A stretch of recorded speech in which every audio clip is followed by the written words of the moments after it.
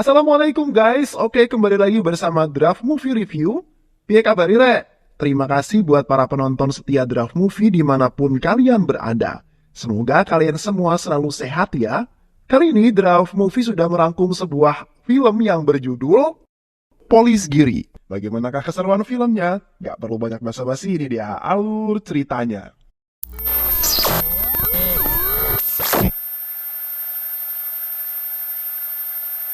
Di awal film, seorang pria misterius berjalan mendekati seseorang dan membunuhnya tepat di depan umum. Ternyata korban pembantaian tersebut merupakan seorang hakim. Berita pembantaian hakim ini tentu saja viral dan menjadi berita utama di berbagai media kota Nagapuram. Nagapuram adalah sebuah kota yang berada di perbatasan Andhra Pradesh, India. Kota itu adalah basis utama dari berbagai bisnis ilegal seperti perdagangan minuman keras, penjualan senjata api ilegal, dan peredaran obat-obat terlarang dan masih banyak lagi tentunya. Suatu hari seseorang pria bernama Rudra datang ke kota tersebut untuk membeli minuman keras. Dia membeli minuman keras tersebut untuk diminum. Ya iyalah, masa mau dibuang? Mencuci mukanya, kumur-kumur mulut, bahkan mencampuri minuman itu ke dalam makanan yang akan ia makan. Suatu ketika, Rudra terlihat selengean di tengah jalan. Dia tengah santuy menghalangi jalan sebuah mobil yang akan melintas. Mobil itu tentu saja mengklakson Rudra yang menghalangi jalannya. Namun bukannya segera minggir dari tengah jalan, Rudra justru marah dan membuat Toto, pengendara mobil, menjadi ketakutan.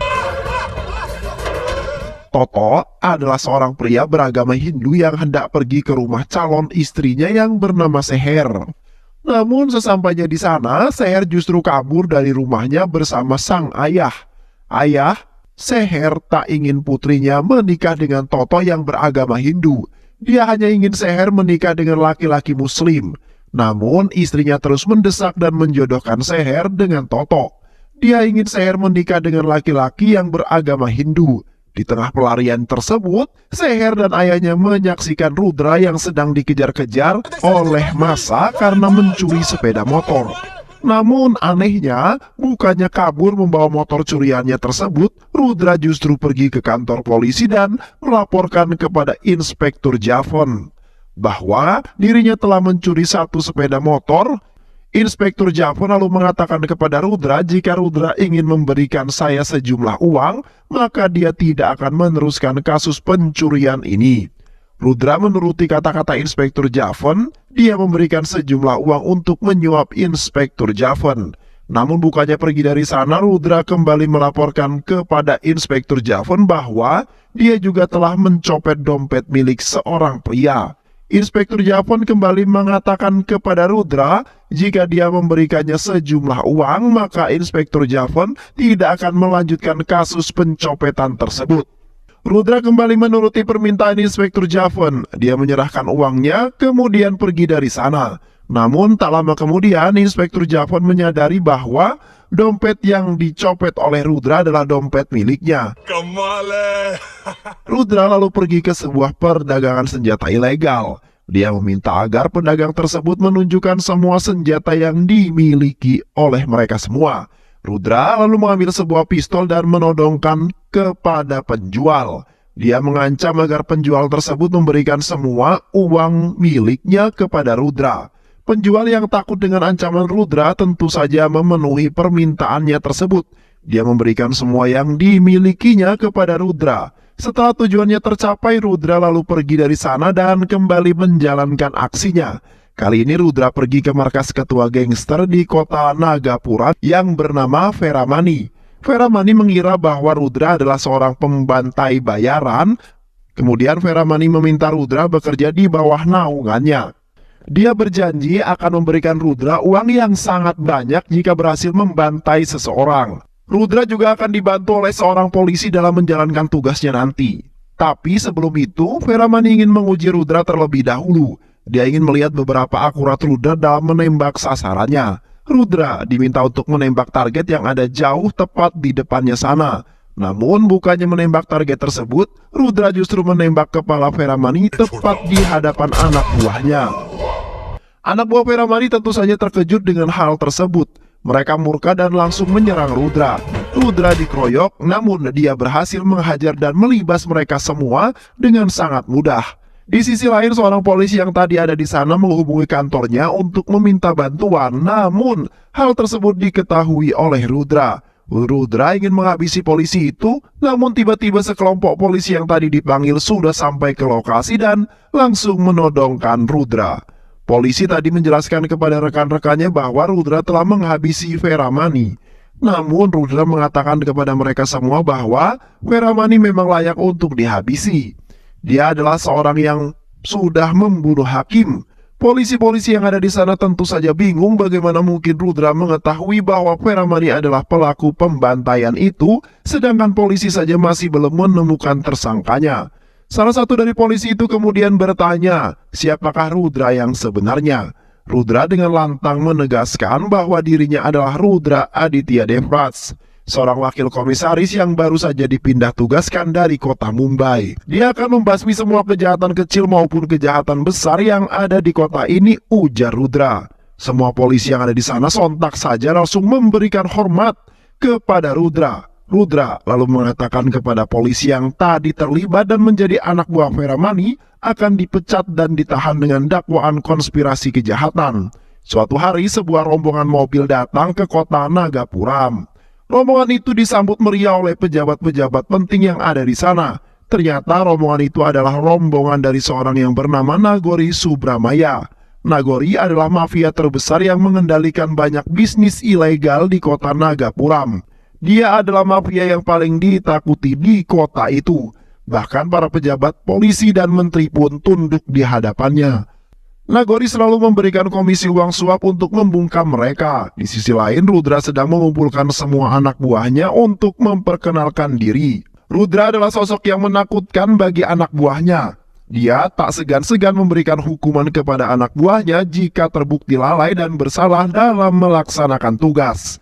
Contohnya saja, saat anak buah Rudra telat menaikkan bendera kebangsaan, Rudra langsung menghukum anak buah tersebut dengan menskors beberapa hari.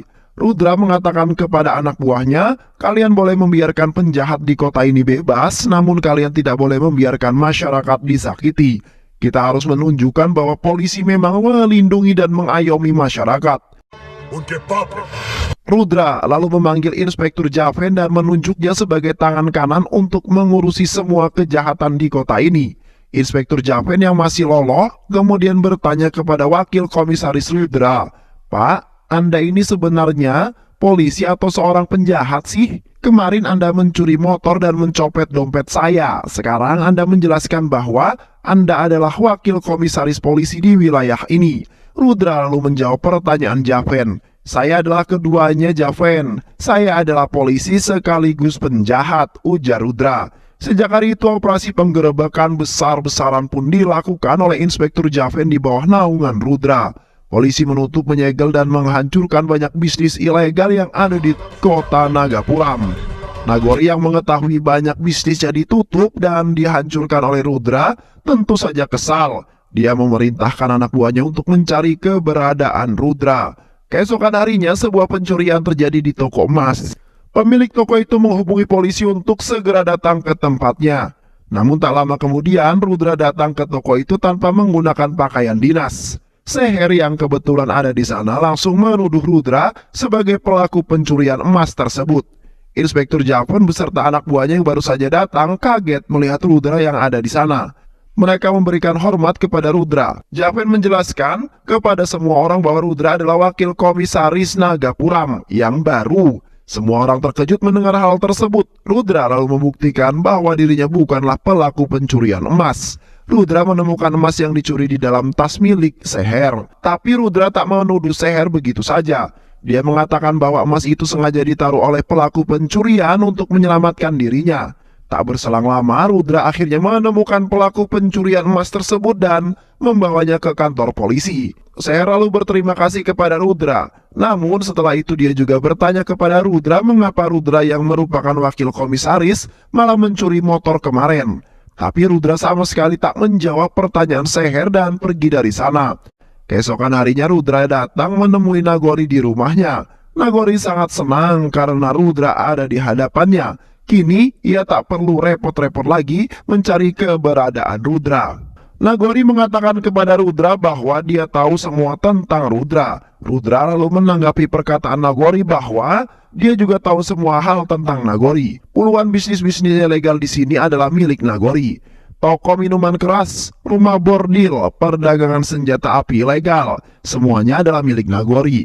Rudra juga mengetahui tentang Nagori yang dulunya adalah seorang pengemis. Bahkan saking lamanya untuk mengemis, Nagori menderita ambeien. Nagori yang merasa jengkel lalu berkata kepada Rudra bahwa dia tidak akan lama di sini. Nagori akan segera menghubungi atasan Rudra dan memintanya untuk memindahkan Rudra dari kota ini. Apalagi Nagori mengetahui bahwa Rudra adalah polisi yang bisa menghambat bisnisnya karena tak bisa disuap. Hei, kata siapa aku tidak bisa disuap? Aku telah 7 kali dipindah tugaskan oleh atasanku dan selama itu aku mempelajari satu hal, bahwa uang lebih penting daripada marah. Nagori kemudian memerintahkan asistennya yang bernama Padam untuk membawa segepok uang. Namun sebelum Rudra menerima uang suap tersebut, dia mengatakan 3 buah syarat. Yang pertama, jika Nagori menjadi tuan rumah kegiatan politik, teruskanlah. Tapi jika dia sampai melecehkan masyarakat, Rudra tak akan segan-segan untuk menghukum Nagori.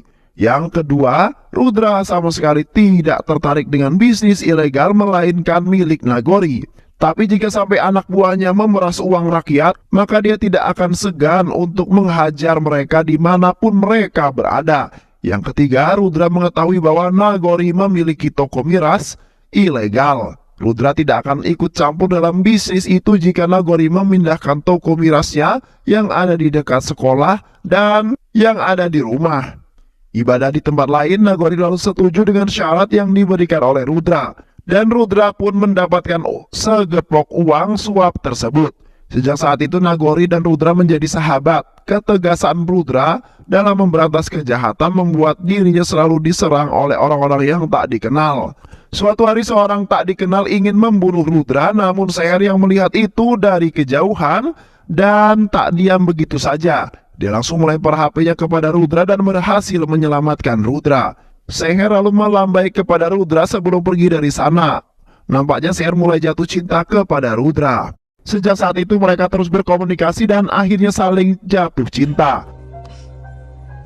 Suatu hari Rudra datang ke rumah Nagori untuk mengambil uang suap miliknya. Namun di tengah perjalanan pulang, Seher datang menghentikan mobil Rudra. Seher ingin agar Rudra menghentikan seorang polisi yang sedang memalak masyarakat, karena tak ingin Seher curiga padanya. Rudra lalu menuruti permintaan Seher dan menghentikan polisi itu. Di perjalanan pulang, Seher terus menggerutu kepada Rudra bahwa dia sangat membenci orang yang menerima uang suap. Ya, kalau sekarang itu bisa disebut dengan nama serangan fajar kali ya kan? Karena menurutnya menerima uang suap itu jauh lebih buruk daripada membantai. Seher kemudian turun dari mobil dan Rudra merasa lega karena Seher sama sekali tak mencurigainya. Keesokan harinya di kantor polisi, seorang menteri dan anak buahnya datang menghadap Rudra. Sang menteri mengatakan kepada Rudra bahwa anak buahnya telah melakukan pemerkosaan kepada seorang wanita. Anak buahnya itu tak tahan melihat kemulusan dan kemolekan seorang wanita. Rudra lalu bertanya kepada menteri itu jika anak menteri memiliki kualitas yang sama dengan wanita yang diperkosa itu, apakah Rudra boleh memperkaosnya? Sang menteri tentu saja marah mendengar kata-kata Rudra. Tapi Rudra kembali memarahinya. Rudra lalu mengusir mereka dari sana dan dia tidak akan memproses kasus pemerkosaan itu, ujar Rudra yang menatap mereka dengan sangat tajam. Keluarga korban yang melihat anak buah menteri itu dibebaskan tentu saja protes kepada Rudra. Mereka semua bertanya kepada Rudra bagaimana cara membebaskannya.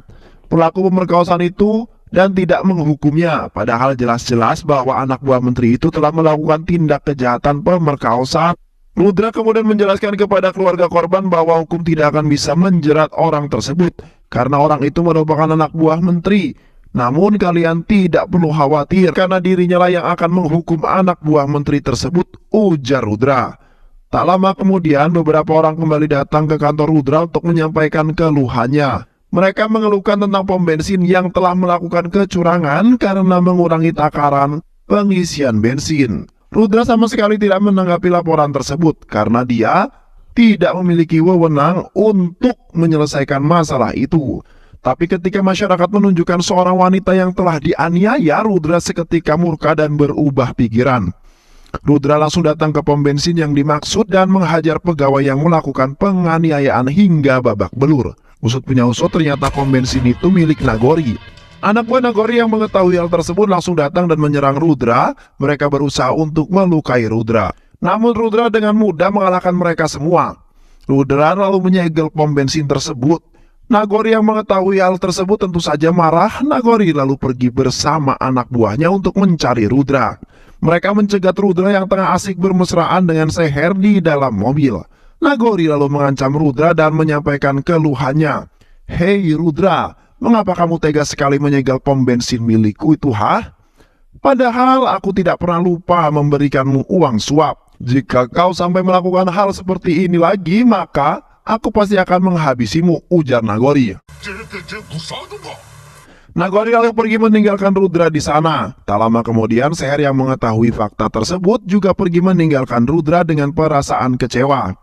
Dia sama sekali tak menyangka jika Rudra mau menerima uang suap. Keesokan harinya Rudra datang menemui Nagori dan menyampaikan bahwa pom bensinnya telah dibuka kembali. Nagori tentu saja gembira mendengar kabar tersebut. Dia mengira bahwa Rudra telah tunduk kepada dirinya. Sebagai peringatan atas keberhasilannya tersebut, Rudra berencana untuk menggelar sebuah pesta. Dia juga meminta anak buahnya untuk mengundang Rudra hadir ke pesta tersebut. Singkat cerita, pesta pun digelar dan Rudra datang ke acara pesta tersebut. Dia bernyanyi dan bergoyang bersama Nagori di sana. Mereka sangat bahagia seolah tak terjadi apa-apa kemarin. Tapi setelah pesta selesai, ternyata dugaan bahwa Rudra telah tunduk kepada Nagori ternyata salah. Rudra sengaja datang untuk memberikan peringatan kepada Nagori. Dia menembakkan pistolnya lalu berkata kepada Nagori, "Kamu telah melakukan suatu kesalahan karena berani mempermalukanku di hadapan wanita yang aku cintai. Aku menutup pom bensin milikmu itu bukan alasan salah satu pegawai di sana telah menganiaya seorang wanita di depan umum. Dan itu sama saja dengan melecehkan harga diri rakyat itu.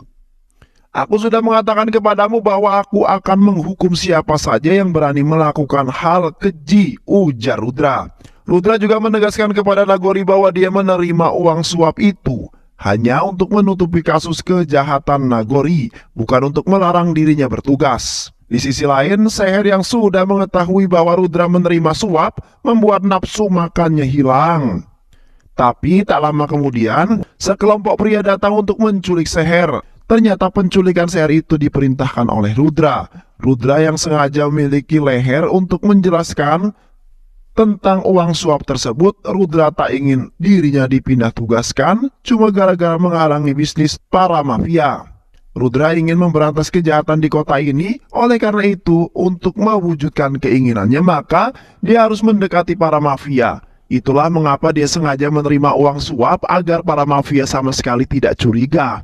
Seher kini memahami tindakan Rudra setelah hubungan mereka membaik. Di sisi lain, Nagori sedang meminta saran kepada anak buahnya. Salah satu anak buahnya lalu mengatakan kepada Nagori bahwa kita bisa menghabisi Rudra dengan bom ponsel ini, Pak. Cukup menekan tombol hijau saja dan bom akan meledak saat itu juga. Tapi saran itu ditolak oleh Nagori. Nagori mempunyai rencana lain. Dia meminta semua anak buahnya untuk menutup pasar dengan alasan akan ada kegiatan partai. Para pedagang yang ada di pasar tersebut kemudian mengadu kepada Rudra. "Pak, bagaimana nasib kami ini? Jika kami tidak bisa mencari makan, maka kami bisa saja mati." Nagori menutup pasar secara paksa dan kami tidak mengetahui beberapa lama pasar akan ditutup.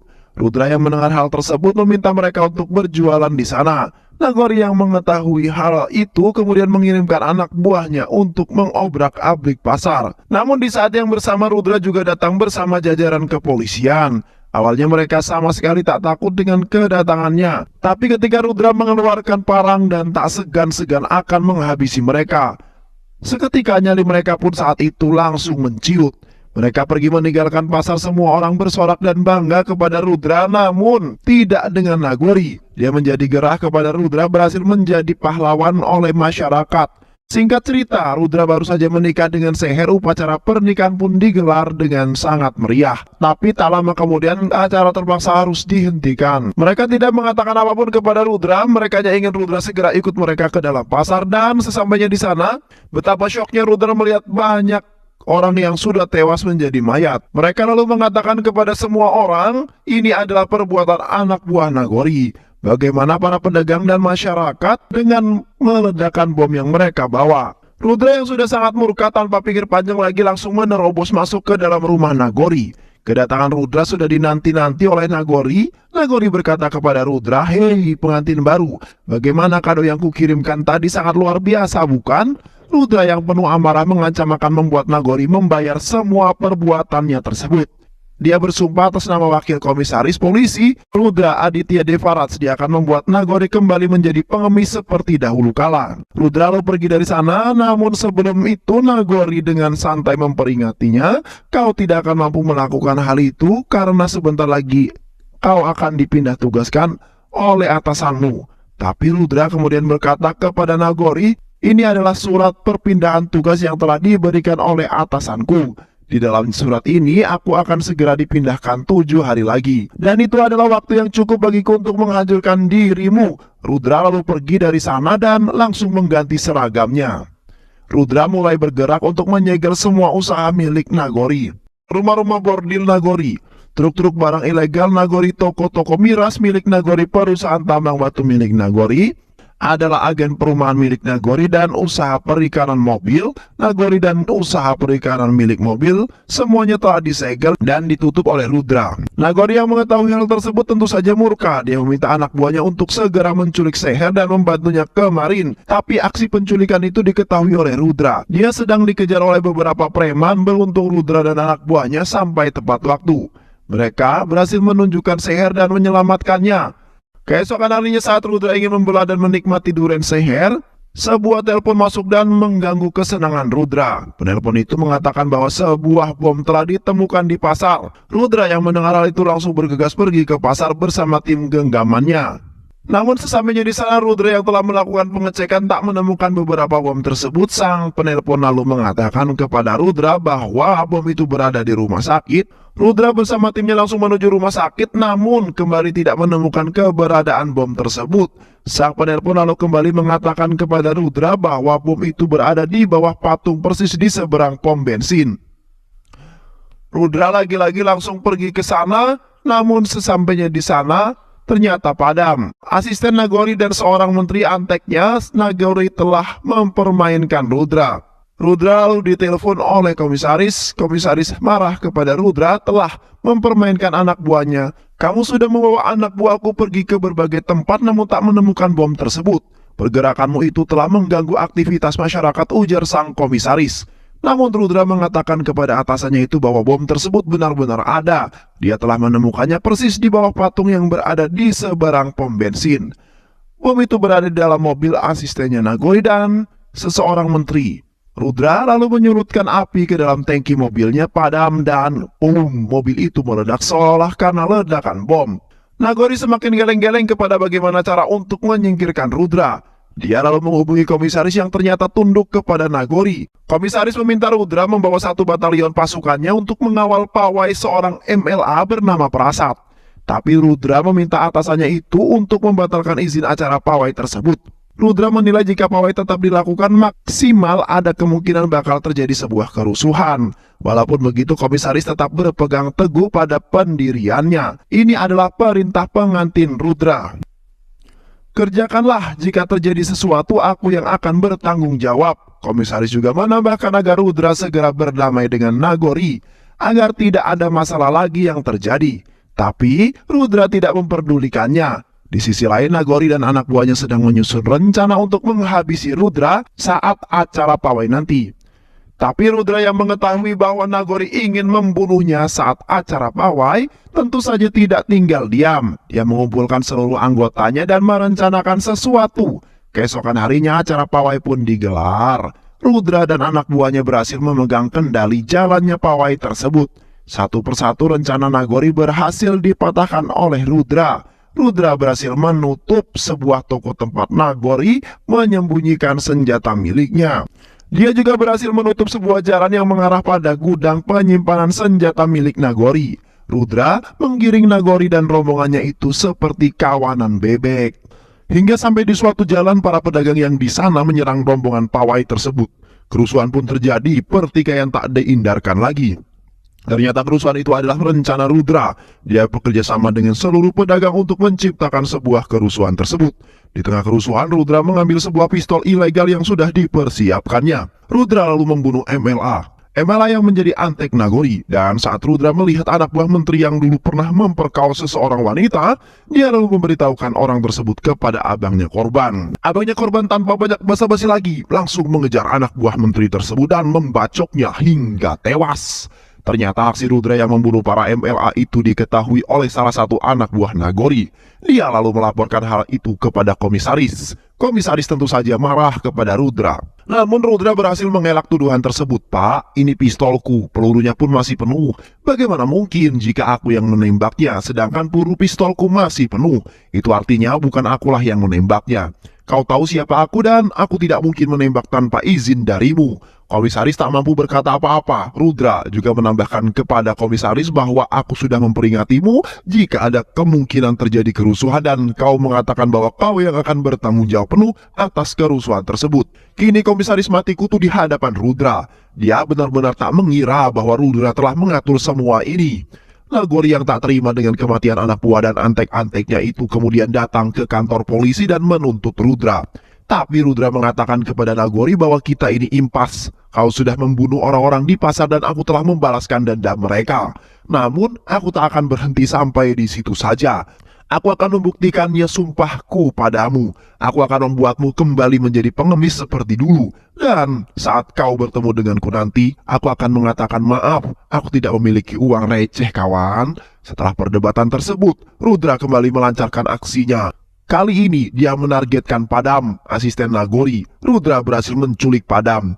Tapi Padam tentu saja marah dan memberontak. Rudra lalu menunjukkan kepada Padam video tentang anak dan istrinya yang telah disekap oleh Rudra. Padam yang tak ingin keluarganya kenapa-kenapa kemudian menanyakan apa yang Rudra inginkan. Rudra lalu meminta Padam untuk menceritakan bagaimana kronologi orang-orang di pasar itu bisa terbantai. Padam lalu berkata bahwa saat kerusuhan terjadi di pasar, Nagori memberikan sebuah bom ponsel kepada seorang anak bocil.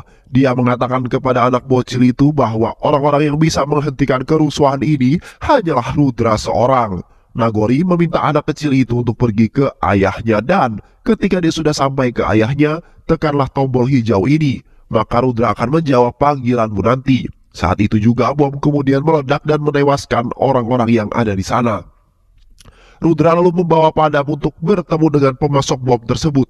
Merasa dibawa oleh Rudra untuk bersaksi di depan atasannya Rudra. Berdasarkan keterangan mereka tersebut, atasan Rudra kemudian memperingatkan Rudra untuk segera menangkap Nagori dan dakwaan sebagai dalang utama di balik kasus terorisme. Di sisi lain, Nagori yang mengetahui kabar tersebut kini mulai merasa cemas.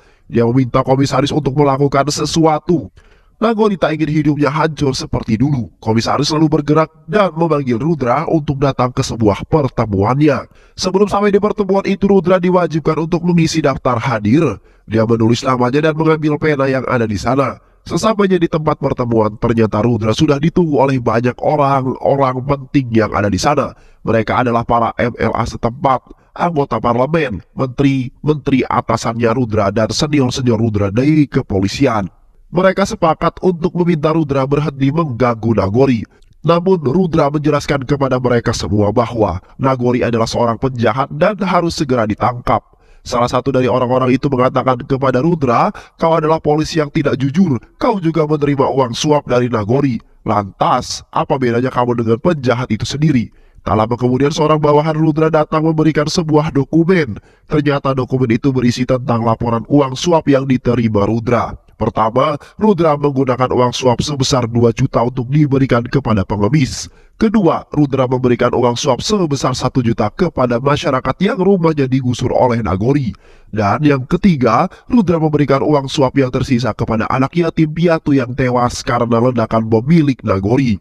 Rudra menegaskan kepada mereka semua bahwa dia adalah seorang polisi yang mengabdi pada masyarakat, bukan seperti mereka yang merupakan penjilat ulung yang tamak akan kekuasaan.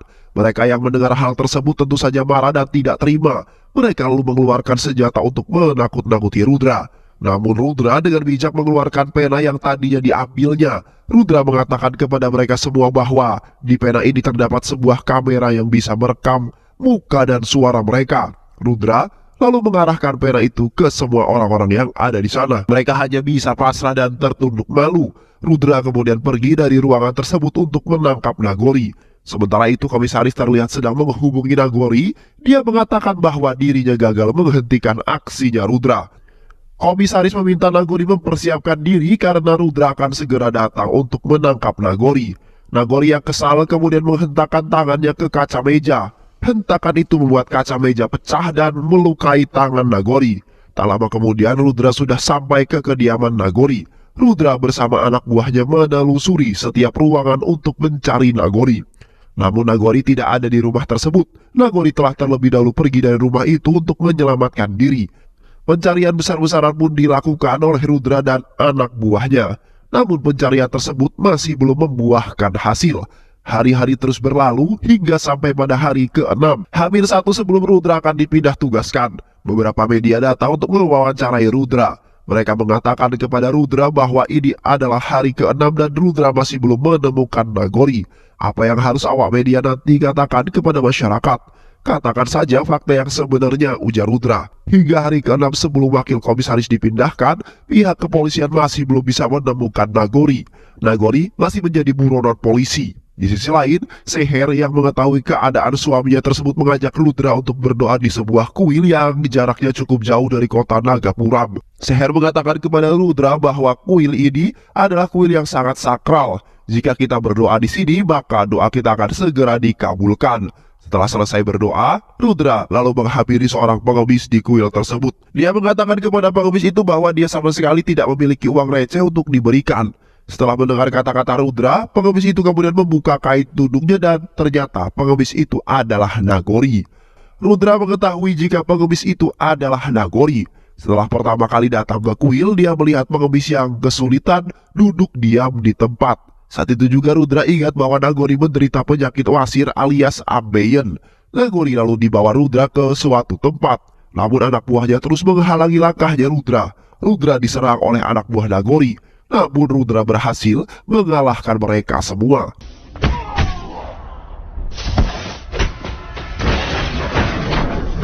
Rudra lalu mencari Nagori yang bersembunyi di suatu tempat. Setelah berhasil menemukannya, Rudra lalu membuat mobilnya berputar mengelilingi Nagori. Rudra mengatakan kepada Nagori bahwa saat ini semua media telah memberitakan tentang dirimu yang menghilang dari kejaran polisi. Itu artinya jika aku membunuhmu di sini, maka tidak akan ada orang yang mencari keberadaanmu. Nagori memohon kepada Rudra untuk dilepaskan. Rudra lalu menuruti permintaan Nagori.